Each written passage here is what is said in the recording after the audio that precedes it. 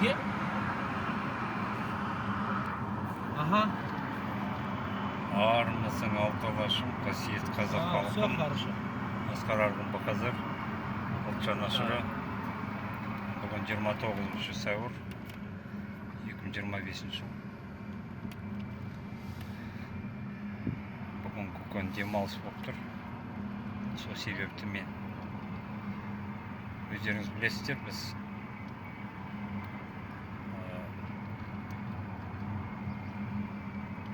жыл бойы қудалауға түсеміз, қамаламыз, сан қамаламыз, сан қудалауға түсеміз. Сондықтан да бізге демалыс керек. Бізге орысша айтады, релаксация дейді, кішкене өз-өзімізге келуіміз керек. Сондықтан да мен өзім білмейтін көрермендерге айтып кетейін. Кавказда служиттағам, борышымды сол жақта өтетін арнайы әскерде 86-тан 88-ге дейін. Сондықтан да мен тауды жақсы көремін. Сол Алматыға келгенде мен әрқашанда тауға шығамын. Сондықтан да біз осылай бүгін осындай демалыс болып, маған таулы жерге, осы Шымбұлақ жаққа кетіп бара жатырмыз. Көңіл күйім керемет.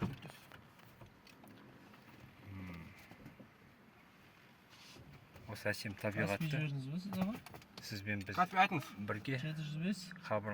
бірге тамашалайтын боласыздар. 391 41 33. Інжу, е? Иә. Жіберін. Болды. Сатыңызды алсаңыз, багажда. Иә.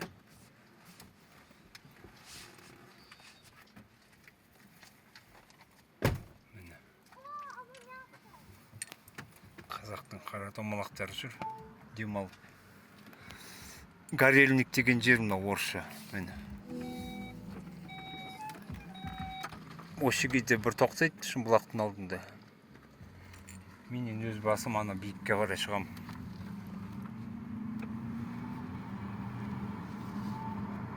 Өзім сол көбінесе жаяуда шығатым, бірақ қазіргі жағдай басқаша.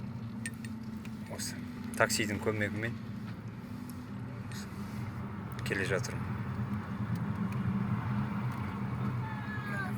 Тамашалап отырыңыздар. Осындай қазақтың әсем табиғаты бар. Міне. Соны бізге әрине аялау керек, қорғау керек. Істеген аузында, ұстағаны қолында кетпейтіндей. Алдымызда қарлы шыңдар. Мынандай. Міне қазақтың балалары спортпен шұғылданып отыр.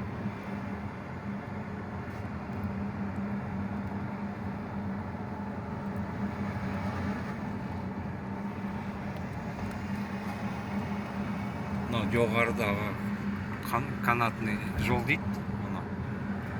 Ол 4,5 мың болатын. Мен Арон Атабекті жерлеуге келгенде 21 жылы Қарағанды 4,5 болатын. Қазір 7,5 ба 7 мыңға direkt қойыпты бағасын. Бәрін қымбаттатып қойған. Болып жатқан елде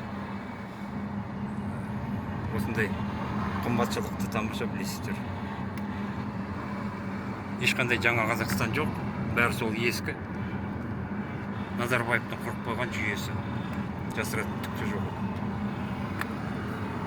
Бірақ табиғат сол 1000 жылдар бойы тұрған табиғат, міне қазақтың. Міне әп-әдемі әсем шыршалар өсіп тұр, міне көріп отырсыздар.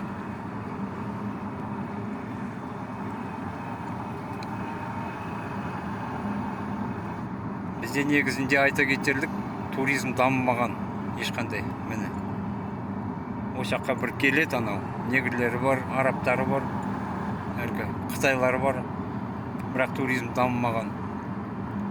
Біздің мемлекет өз халқымен алысып, жылысып, сол мұнай, газ, алтын, редкоземельный дейді, осмий деген зат бар екен, 1 граммы, мысалға 200 мың доллар тұрады. Соларды сатып әлек. Басқа бізде даму жоқ. Оны жасырмау керек. Ауруын жасырған ауырмай өледі дейді міне. 33 жыл халық осылай үндемей, осындай залымдардың қолына бәрін беріп қойды. Жасыратын түк те жоқ. Назарбаев қайда кеткен жоқ. Ана Тоқаевты отырғызып қойды. Тоқаев теке құсап, сол көзі бақырайып, ат десе атады, жат десе жатады. Жасырып түк те жоқ. Мысалға, ешқандай ол елді мына дамытып жатқан жоқ, былайша айтқанда. Ал енді туризм мына жерде дамытсақ, мысалға, Құдайдың қалауымен мынау билікке келіп. Мына жерде ат деген міне барлығы болу керек. Міне аттың 4-5 ғана бар. Қазір жоғарыға шығамыз, көрсетеміз сіздерге. 4-5 ат, ешқандай мынау не жоқ, қазақтың иісі. Дәмханалардың бәрі еуропалық. Қазақтың мынау бір дәмханасы жоқ, мысалға. Шымбұлақ деген ат ғана. Қазақтың жалпы қазір өстіп тайсат кете берсе, міне қазақша сөйлетпей жатыр, тамаша білесіздер. Қазақ Магнумда жұмыс істеген жігітті, мысалға, жұмыстан шығарып тастады қазақша сөйлетін деп. Өстіп кете берсе, міне қазақ үндемей, осыған бәріне көніп. Онда қазақ деген аты жойылады, заттарын жинап кетіңдер деген сөз. Міне болашақта айтылуы да мүмкін. Қазір соны меңзеп тұр. Қазақша сөйлеме дегені. Мемлекеттік тілде, былайша айтқанда. 7-ші бапты бұлар 1-ші тармағын алып тастайтын, 2-ші тармағы қалады міне. Орысша ғана қалады. Орысша сөйлейтін адам. Жай мекемелерде жай жазылған нәрсе ғой. Негізінде ол күшін жою керек, оны күшін жоюдың орнына оны қазақтың мынау тілін ығыстырып, кәдімгідей сол 2-ші тармақты қосып жатыр, оны жасыратын түк те жоқ. Оны енді жай тіл туралы айтып кеттім сіздерге. Біз уже келдік. Рахмет. Бауырым әкеп тастады. Аман бол.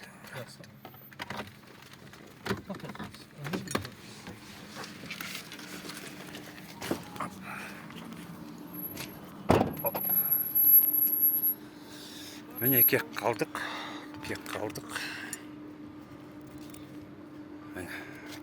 Шымбұлақ. Аттар арғы бетте міне. Қазір көріп тұрсыздар ма? Бір қора тұр әне, қызыл. Соған баратын боламыз.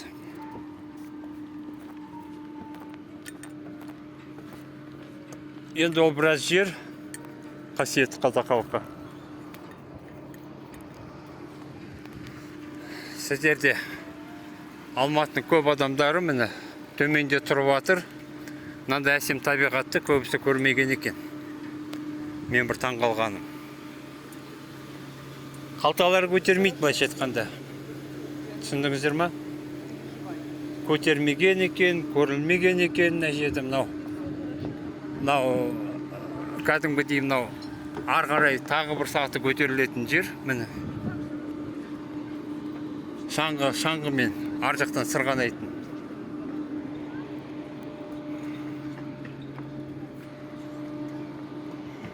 Сондықтан да міне осындай жетістікке жеттік. Егер бұлардың бағасы бәрі кішкене дұрыс болса, мысалға, бір 7,5 мың емес, қалтасы көтеретіндей 1,5 мың, енді 2 мың болып жатса, онда халық келер еді мына жерге, мысалға, демалысқа. Енді мына жерде қарап отырсыздар, мен қазір көрсетіп өтейін, міне. Бір шайдың өзі 2000 теңге міне. Мына жеріңізде, міне. Көбісі отырғандар шетелдің азаматтары, міне. Ресейден келген, одан кейін ана қап-қаралар бар. Негрлер, ана үндістер, қытайлар, сондай адамдар отыр мына жерде, міне. Қазақ өзіміздің мынау қазақтың сайын даласында отырып, мысалға, ешқандай мынау бұл жерде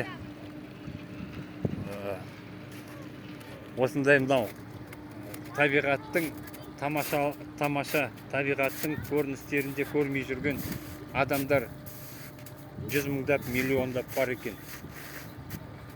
Оған мен көзім жетті, мысалға. Міне. Сондықтан да қазағым міне өз басқа елдің сұлтаны болмақ түгілі, өз елінің сұлтаны болмақ түгілі.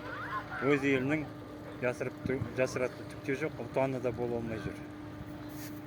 Сондықтан да айналайын халық, мен қазір атқораға баратын болам аттарға. Халық өзі оянбайынша, халық өзінің мынау саясатпен араласпайынша осындай күйді кешіп жүре береміз. Міне, саясатқа араласпайым деген, саясатқа осы кірмейім деген халықтың мынау ниеті міне 30 жылғы міне осыған алып келді міне. Мысалға, ешқандай өзгеріс жоқ, сол баяғы жартас бір жартас. Мынау құдай біледі осы мынау зәулім ресторандар, дәмханалар мен осы жердегі мынау осы канатный мынау жол барлығы сол өзімізге белгілі адамдарға тиесілі. Міне арғы жақта міне дәмхана бар, оған да кіретін боламын. Сондықтан да баяғы жартас бір жартас ештеңе өзгермейді. Халық өзі саясатқа араласпайынша, өз қолы өз аузына жетпейінше. Былайша айтқанда, қазақша айтқанда, жыламаған балаға емшек жоқ дейді. Сондықтан да айналайын қазақ халқы қасиетті, міне оянайық, қазақ халқымыз саясатпен араласайық, талап ете білейік, жақсы өмірге қарай, азаттыққа қарай ұмтылайық. Назарларыңызға рахмет. Асқар Арғынбақадыр, ұлт жанашыры, Шымбұлақтан. Қоса саламатты болыңыздар.